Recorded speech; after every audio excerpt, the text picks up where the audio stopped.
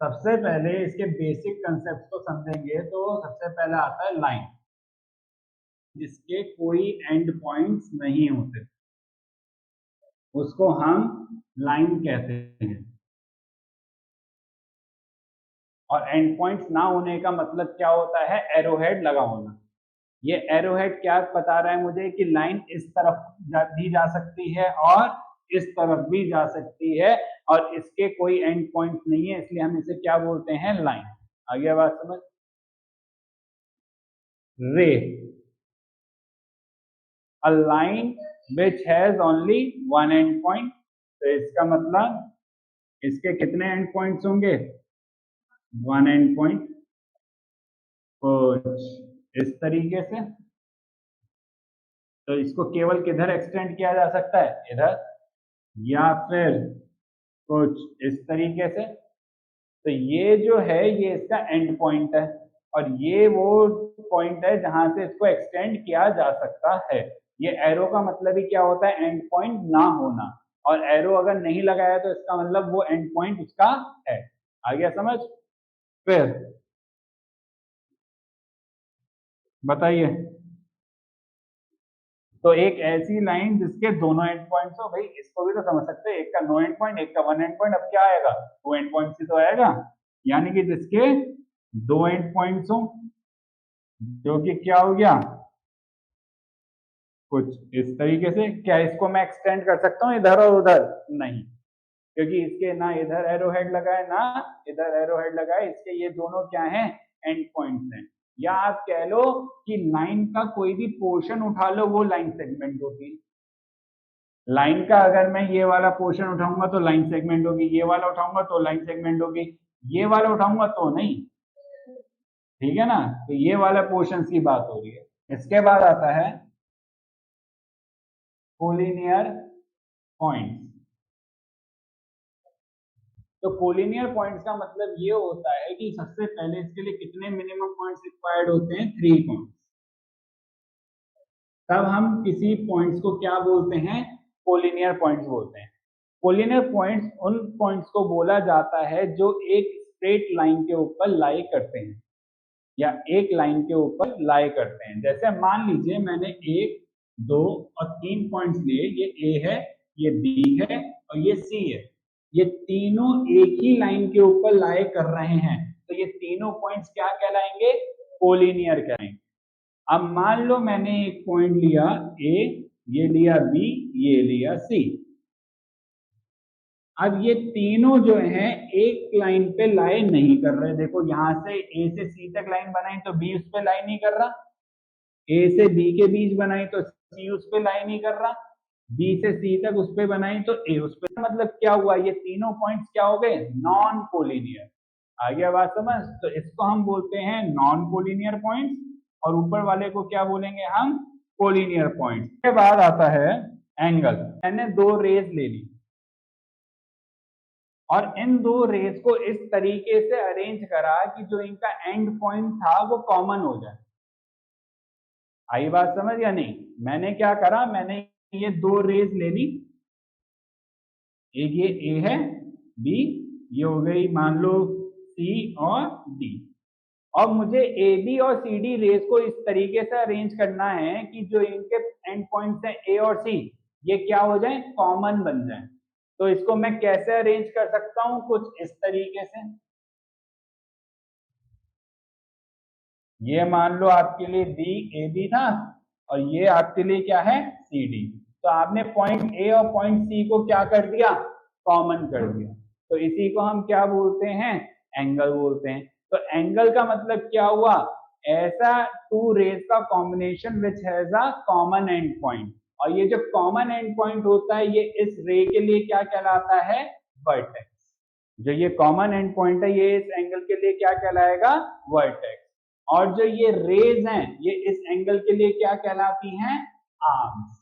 कोई भी एंगल अगर बनता है तो उसके पास दो चीजें हमेशा होंगी, एक तो आर्म्स और दूसरा वर्टेक्स। कितने वर्टेक्स होंगे? एक ही वर्टेक्स होगा। कितनी आर्म्स होंगी? दो आर्म्स होगी किसी भी एंगल। तो यहां पर अगर मैं एंगल की बात करूं तो एंगल को मैं बोलूंगा कैसे?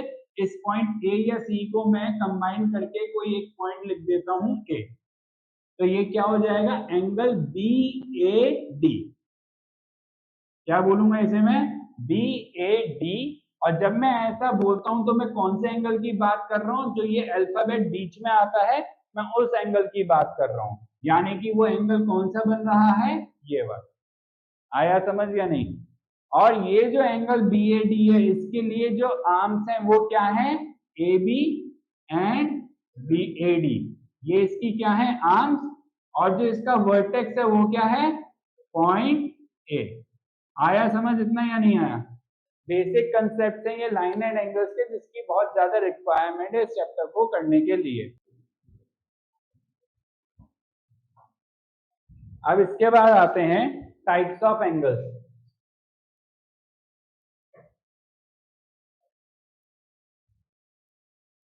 सबसे पहला एक्यूट एंगल। क्या होता है, अर्थ। बहुत बढ़िया। तो राइट एंगल क्या होता है, क्या कह रहे हो, 45 का होता है। तो 70 वाला एक्यूट नहीं मानेंगे, वो भी मानेंगे, तो सभी मान लो तुम। तो कहने का मतलब एक्यूट एंगल का मतलब क्या हो गया, जिसका मेजर 0 डिग्री से बड़ा एंड 90 डिग्री से छोटा। तो यानी कि angle A B C less than किसके होगा, 90 डिग्री के, या ग्रेटर देन किससे होगा, 0 डिग्री से। और मैं इसको एंगल ए बी सी ना लिखकर मैं इसको एंगल बी भी बोल सकता हूं इन शॉर्ट। लेकिन लिखने का पूरा तरीका क्या होता है, ए बी सी। आ गया बात समझ या नहीं।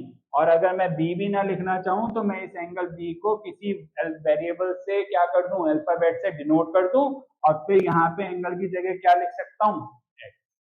कोई डाउट इस चीज के अंदर। और ये एक्स क्या होगा, डिग्री होगा, तो ये आ गया एक्स डिग्री। आ गया समझ। तो यानी कि जो एंगल होगा उसका मेजर क्या होना चाहिए, less than 90 and greater than 0। तो वो जो एंगल होगा वो क्या कहलाएगा, एक्यूट एंगल। दूसरा, एक्यूट के बाद कहां पहुंचेंगे हम, राइट एंगल।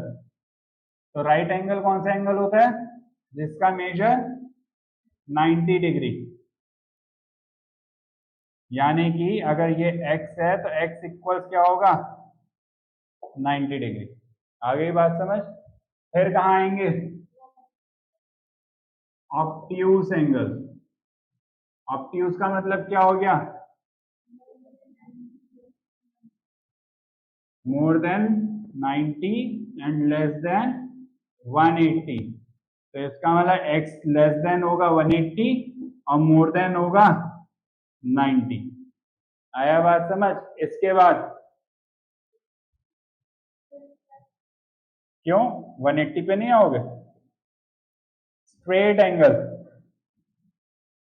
तो स्ट्रेट एंगल का मतलब क्या हो गया, जिसका मेजर कितना होगा, 180 डिग्री, जो कि कुछ इस तरीके से होगा।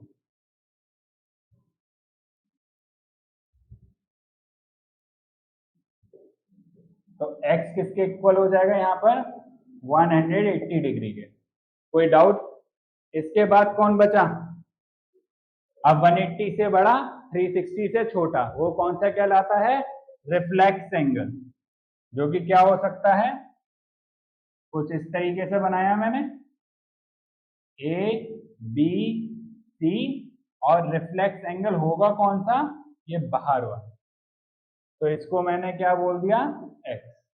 आ गया बात समझ। तो यानी कि x should be less than 360 and greater than 180।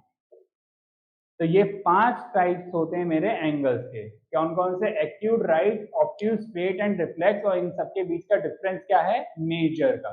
यानी क्या मेजर्स है इन एंगल्स का, 0 से 90 एक्यूट, 90 राइट, 90 से 180 ऑब्ट्यूज, 180 स्ट्रेट, 180 से 360 रिफ्लेक्स।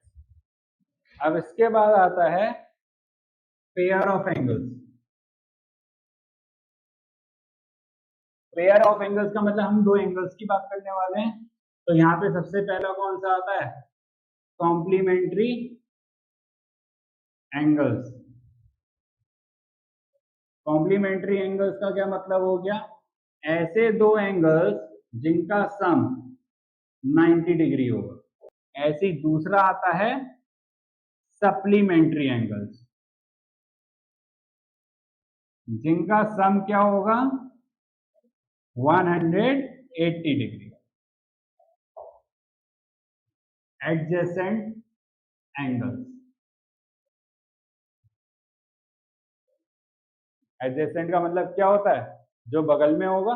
अब वो बगल जो है लेफ्ट में भी हो सकता है, राइट में भी हो सकता है, आगे भी हो सकता है, पीछे भी हो सकता है, उसको हम क्या बोलते हैं एडजेसेंट। अब एडजेसेंट एंगल्स का मतलब क्या हो गया, जो अगल बगल वाले एंगल्स हुए।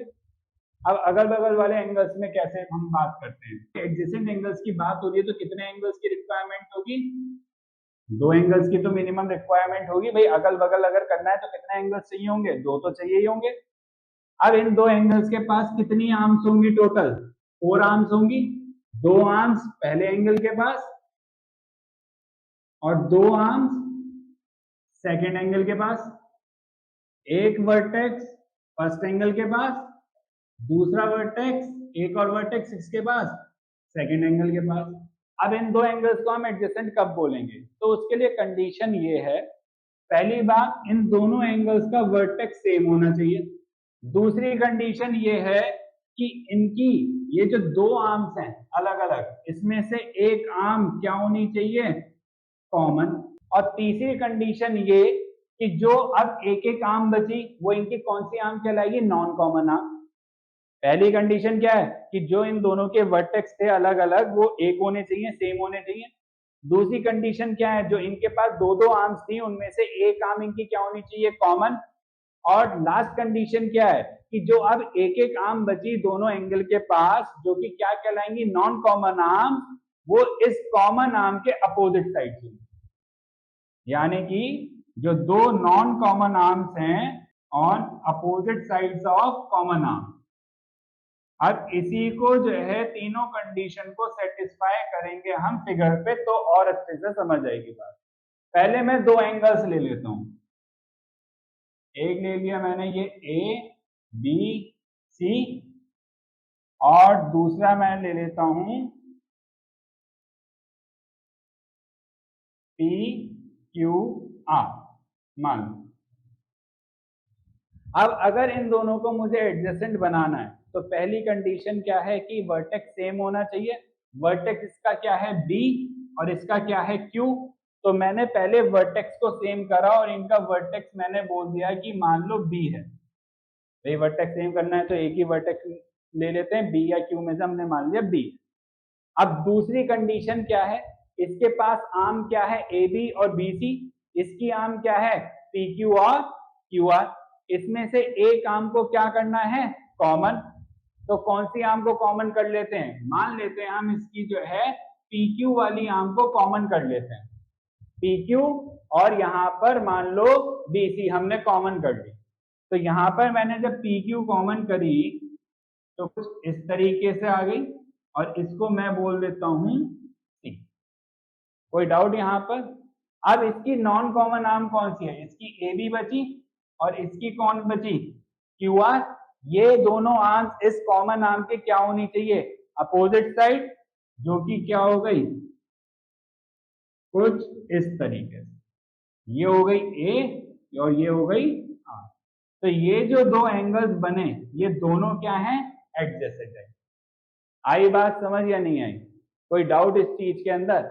अब एक फिगर मैं सिंपल ऐसे ही बनाता हूं और उसमें अब हम देखेंगे इस कंडीशन को लगाकर कि क्या वो दो एंगल्स एडजेसेंट होंगे या नहीं होंगे।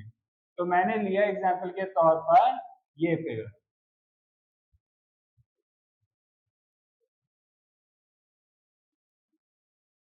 यहां पर मैं एंगल का नाम दे रहा हूं angle A B D and angle D B C.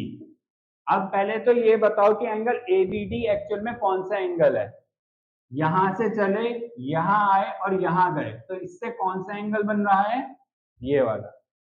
Angle D B सी कौन सा हुआ, डी यहां से चला बी आया सी आया, तो कौन सा एंगल है, ये वाला।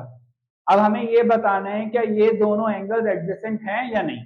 तो इसके लिए सबसे पहला काम क्या है, कॉमन वर्टेक्स, वर्टेक्स दोनों एंगल्स का कॉमन है या नहीं है, क्या है, point B.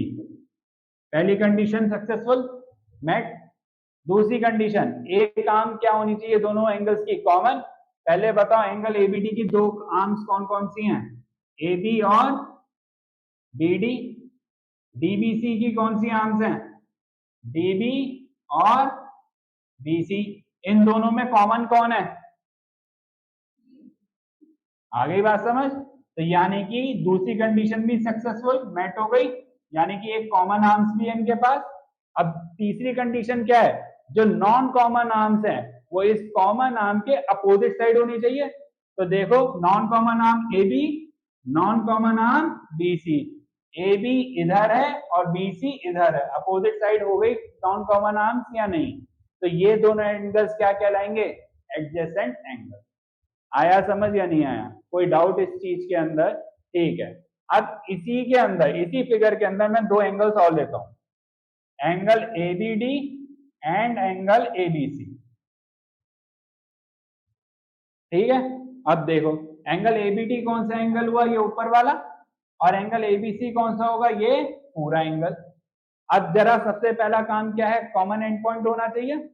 Common and point क्या है, कॉमन वर्टेक्स है या नहीं है, बी, दोनों के लिए। तो यानी कि पॉइंट बी आपके लिए क्या है, दोनों के लिए कॉमन वर्टेक्स है। पहली कंडीशन मेट हो गई।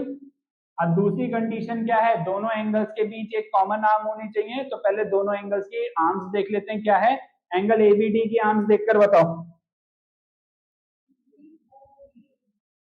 और एबीसी की बताओ, A B and B C. C भी बोलो बी सी बोलो एक ही बात है, सही बात है।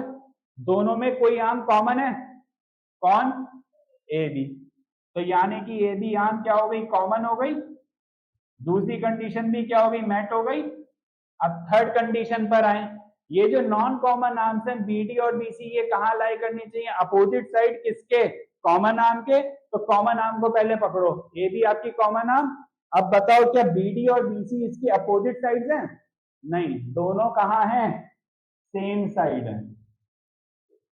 तो क्या ये दोनों एंगल्स एडजेसेंट होंगे, नहीं, तो ये एडजेसेंट एंगल्स नहीं होंगे। Linear pair of angle, linear pair of angles होने के लिए पहले उन एंगल्स का एडजेसेंट होना जरूरी है।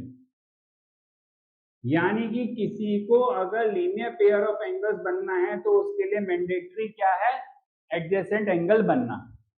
जब कोई एंगल एडजेसेंट हो जाएंगे तब हम क्या सोच सकते हैं कि वो लीनियर पेयर होंगे या नहीं होंगे।